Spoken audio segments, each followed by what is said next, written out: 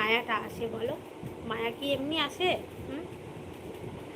আমরা যখন বাড়িতে ধরো সত্যি কথা বলতে দেখবো বাড়িতে 2 দিন কোনো অতীত এসছে, মানে আত্মীয় স্বজন বেড়াতে এসছে, তারা যখন আমার বাড়িতে না 5 দিন 7 দিন থাকবে, তাদের সাথে গল্প হাসি মজা এগুলো যেমন সত্যি খুব ভালো লাগে।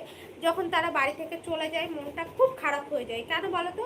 তারা যে এই কয়দিন ছিল না, তাদের সাথে একটা ভালো সম্পর্ক, মায়ার সম্পর্ক তৈরি হয়ে যায়।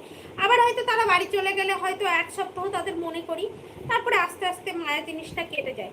তো মায়াটা হচ্ছে এরকম, তোমরা আমার লাইভে আসবা, আমাকে এই যে ভালোবাসা মায়া এই যে বলছো, হ্যাঁ এটা একটা নেশার মতো, যে না বৌদি লাইভে আসছে, যেতে হবে, বৌদির সাথে কথা বলতে হবে।